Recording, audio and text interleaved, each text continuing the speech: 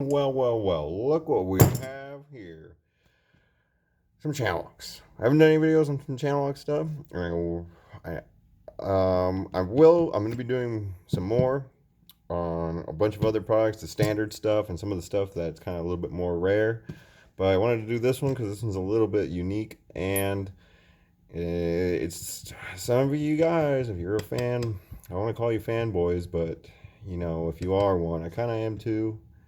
But I really am. I mean, if I can show that, I can't really show that on camera. Yeah, I'm.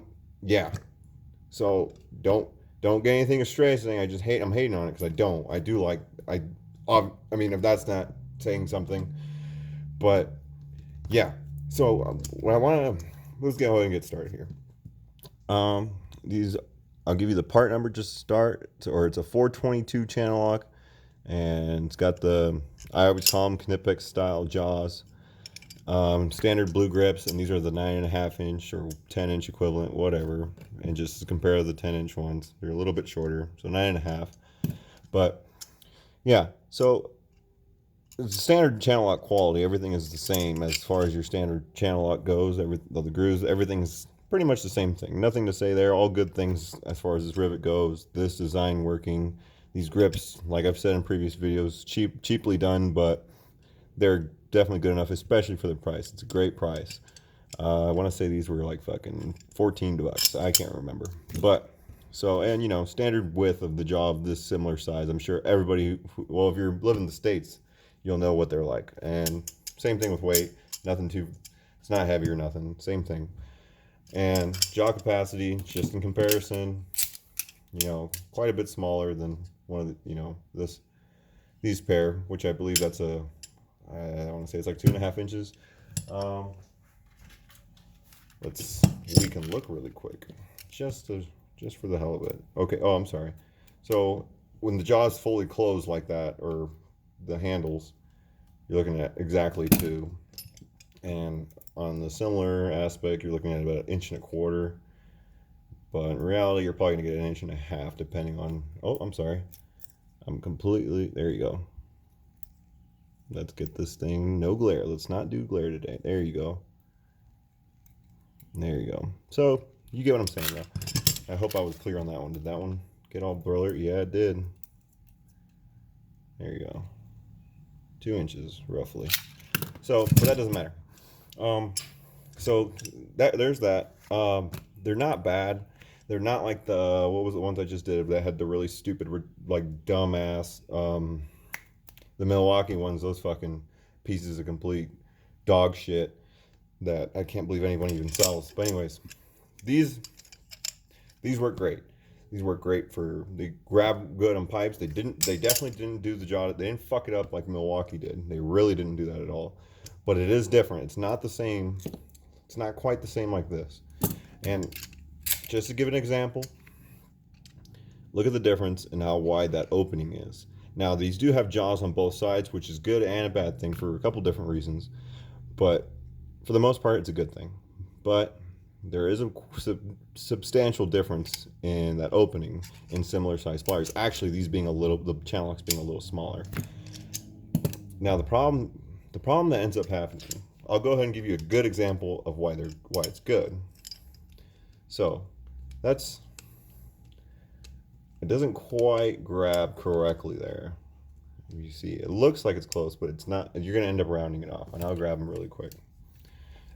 I should stop bringing these things in there. Everybody's going to think I hate them. But if you see that, okay, see how I'm not even putting any, and I'm clamping down, and it'll bite, but it's just barely grabbing it, okay? And you see, I'm rounding it off. That's all I did there, was round that bolt off a little bit. But that's what channel lock, or any pliers like these do for the most part. But see, I can go to the lower jaw setting, smaller one, and then I got a great bite. And I can really go down on it. And I'm not going to let go. Grab's great. But I believe that is, what's that? 9/16, I think? Pretty sure that's 9/16.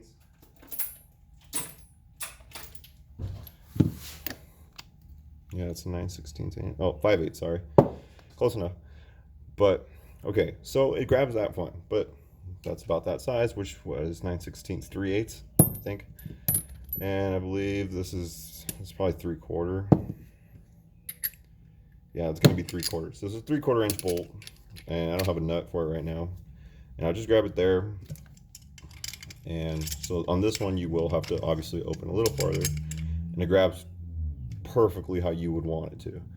Let's make sure you get that focus, okay? And I can see I can spin it right out of there because I obviously got way more grip than these Kinepex ones do. I'll give it a little bit more.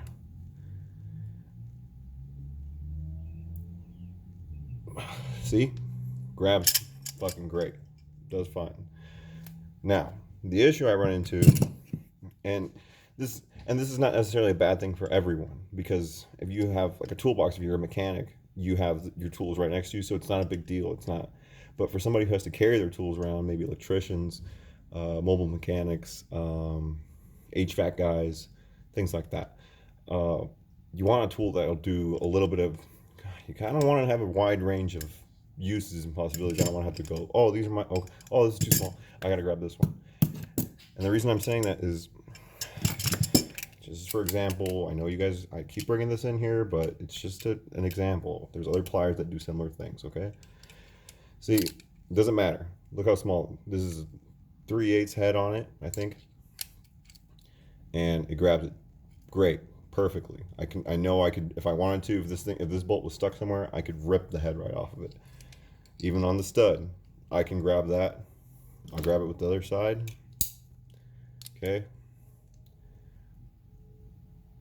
And I can grab it perfectly, even that small. I still have a perfect grip. Here's something similar. These I'd have to readjust to go a little bit wider. And I got a great grab on it. Now, here's my issue. My issue. It's not for everybody, and it's not trying to say these are bad, but just I wish they had done this a little bit better, this jaw opening. Now, if you're looking at it here, it is grabbing it, but it's not right. It doesn't feel, let me get a better one. This one, sorry, that wasn't the bolt I was supposed to be using. This one. Okay? It's not grabbing it correctly. It doesn't, or like if you want to grab onto something small, you can't. They just didn't do this correctly. There's no way about that to get that correct, to bite it. I mean, you could pull something off like that, but you have no teeth on the end there. Which, by the way, I only used these for a couple days, and I stopped, not necessarily because they were bad, but because the design just isn't set up for my kind of work, I guess. I need to have a wide range of uses. But they do work just fine. We got this crap in them. But as far as that going for small stuff, I need to be able to grab some smaller stuff too, you know? I mean, I don't know. I mean, my wife's pretty used to grabbing my small stuff, but you know what I mean. Here, even this one, this is 5/16, I believe. You're not gonna grab it. You can kind of get it there, but you're gonna cock it out of there either way. So that's my small issue with that. And I just wish you could do more. Like if you'd ever needed to grab a 3/8 nut, it does grab it. Like I'll show you there. It is grabbing it. But now, if I grab it on the other end, I'm pretty sure I probably won't be able to do it now that I want to show somebody. But you see how it's okay. So there you go. I can just grabbing the stud. I can round it right the fuck off. Okay, that's my take on that.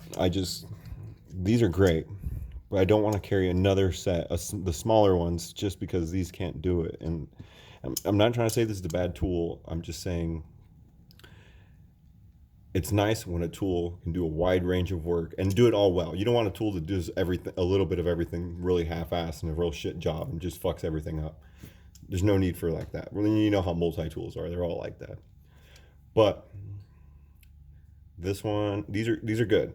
These are in the home toolbox, and I carry them around, use them around the house. But just at work, I wouldn't advise, like if you're an electrician or maybe, yeah, like I said, HVAC guys, you might not enjoy these as much. But they are great pliers, and they're still a great price. It is channel lock, so it's American made. If you live here in the States, you know you need to support all the motherfuckers out there also working to make a paycheck, make a living, take care of their kids. You know, it's obviously everybody wants to have pride in this stuff and help out your, what's that called? You want to be patriotic a little bit. Everybody does. You know, German European guys are going to swear by these. And if you're American, you want to swear by channel locks because fuck yeah, dude. This is fucking America. But anyways, that's all I have to say about that one. Like I said, not bad pliers. Just wish it had a wider range. But like I said, they got those new quick lock channel locks that are coming out next month. I'll be getting those and we're doing a lot of videos on those pliers for sure. We'll be doing a lot of comparisons and a lot of abuse tests against these. And I have a feeling that they're gonna fucking outdo a lot of different companies. And I think they'll do it right. But let's just hope for that. So I'll catch you guys later, and you know, stay goofy out there, I guess.